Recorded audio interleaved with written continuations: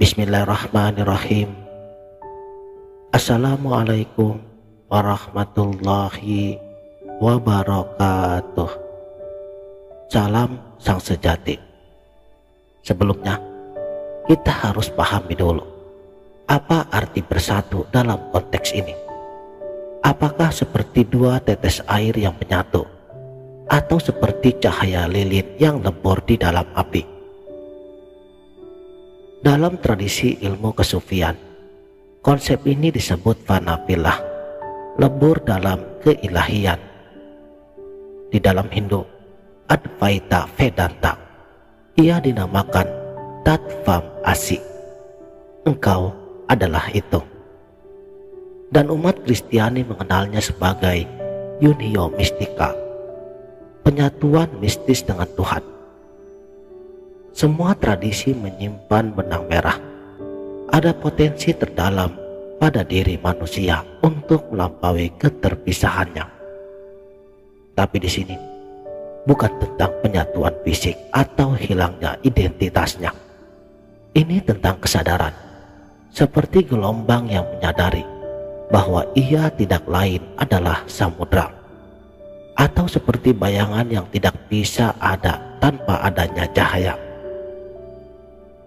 Penyatuan adalah pengakuan bahwa kita tidak pernah terpisah, yang selama ini hanya terlena oleh ilusi ego dan dunia materi. Lalu mengapa kita merasa terasing? Mengapa ada dinding antara aku dan dia? Dan jawabannya terletak pada satu kata: pikiran.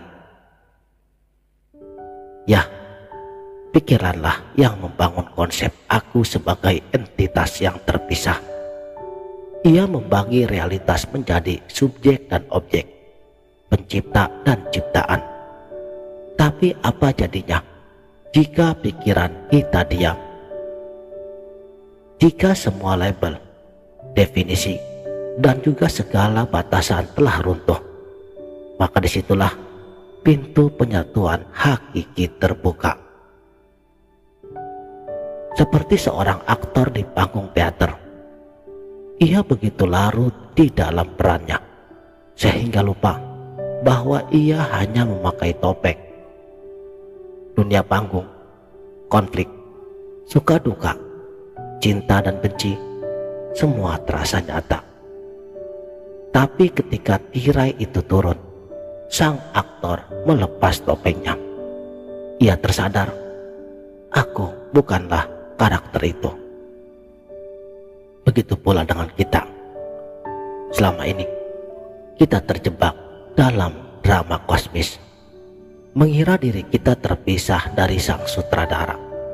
Padahal segala yang ada adalah manifestasinya yang sudah tertulis di dalam kitab cintanya, Lauh Mahfuz.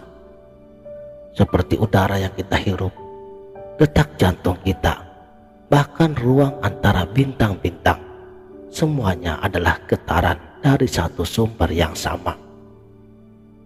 Tapi lagi-lagi ego diri berkata, aku ada dan aku berbeda.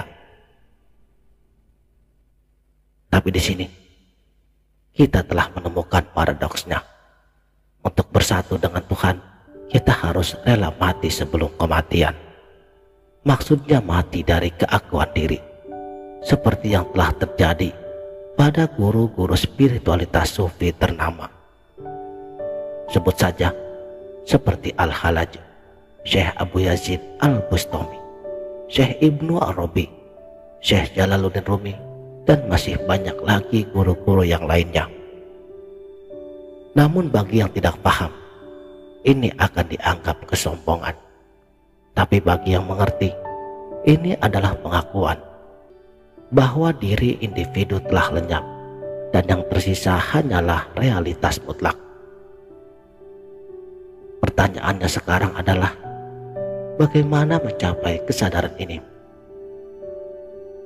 Banyak yang mengira penyatuan dengan Tuhan adalah hasil dari upaya kolektif, seperti rajin berdoa, beribadah, berpuasa, ataupun menguasai ritual-ritual lainnya. Tapi bagi para mistikus justru berkata sebaliknya. Lao Tzu misalnya, di dalam kitabnya Tao Te Ching, beliau menulis, jalan yang bisa dijalani bukanlah jalan sejati.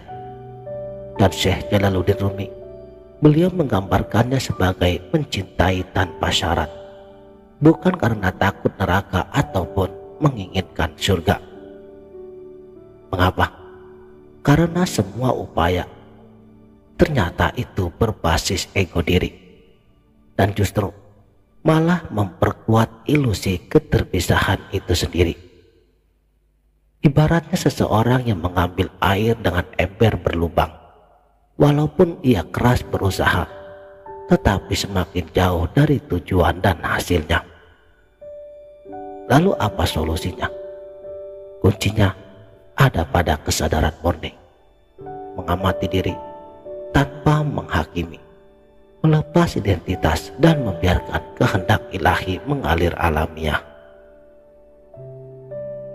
Di dalam Bhagavad Gita, Krishna mengatakan, serahkan semua karyamu kepadaku.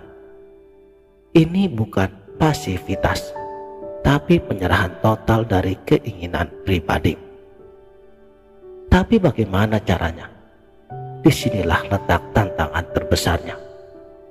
Sebab selama ini kita terbiasa mengontrol, menganalisis, dan mengklaim bahwa untuk bersatu kita harus berani masuk ke ruang gelap tanpa pegangan, dan percaya bahwa dalam kehampaan cahaya abadi akan menyapamu. Mari kita dengar kisah nyata, yaitu pada tahun 1944, seorang filsuf Inggris, Aldous Huxley, beliau mengalami pengalaman mistis setelah mengkonsumsi meskalin. Di dalam bukunya The Doors of Perception, beliau menggambarkan bagaimana selubung persepsi itu tersingkap. Segala sesuatu bersinar dalam keilahian, dan ia merasa menyatu dengan semesta alam. Atau kisah Sri Ramana Maharshi yang mencapai pencerahan di usia 16 tahun hanya dengan bertanya, siapakah aku ini? Pertanyaan ini menghancurkan semua identitas palsu, nama, profesi, status sosial, hingga yang tersisa hanya aku yang universal. Tapi apakah pengalaman seperti ini bisa direplikasi? Dan jawabannya, bisa iya dan bisa juga tidak. Iya, karena potensi itu ada dalam setiap manusia, dan tidaknya karena jalan setiap para pencari itu unik. Ada yang menemukan pencerahan dalam heningnya gua, ada yang di tengah hiruk pikuk kota, dan yang pasti semua sepakat bahwa penyatuan bukanlah pencapaian, melainkan pengakuan bahwa kita tidak pernah terpisah darinya. Ada satu musuh yang sering terabaikan, rasa takut. Takut kehilangan identitas, takut tidak bisa kembali ke kehidupan normalnya, bahkan takut menjadi terlalu dekat dengan yang maha mutlak itu sendiri. Seperti seekor burung yang terkurung di dalam sangkarnya sejak ia dilahirkan. Meskipun sangkar itu dibuka, ia enggan terbang karena takut pada kebebasan. Begitu pula dengan manusia. Kita nyaman dengan ilusi keterpisahan, menjadi seseorang dengan nama, jabatan, dan cerita-cerita unik lainnya. Yang semua itu terasa lebih aman daripada melebur dalam liputannya. Dan jika berani melepas rasa takut, itu berarti kita telah menyadari bahwa kita takkan pernah hilang, karena hakikat kita adalah lautan yang sedang berperan sebagai sungai. Jadi, dapatkah manusia bersatu dengan Tuhannya? Jawabannya telah ada di dalam diammu, di dalam hening yang melampaui kata-kata. Ia tak bisa dijelaskan, hanya dialami. pada saat kita melihat dunia bukan lagi sebagai aku yang terpisah, tapi sebagai cermin yang memantulkan keindahannya.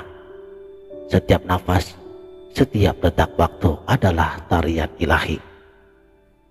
Mungkin pertanyaan sejatinya sekarang bukan lagi seperti bisakah kita bersatu, tapi berapa lama lagi kita ingin tetap terpisah? Jawabannya ada pada diri kita masing-masing. Demikianlah. Terima kasih telah menonton. Mudah-mudahan video ini bermanfaat dunia dan akhirat. Wabillahi taufik wal hidayah. Wassalamualaikum warahmatullahi wabarakatuh.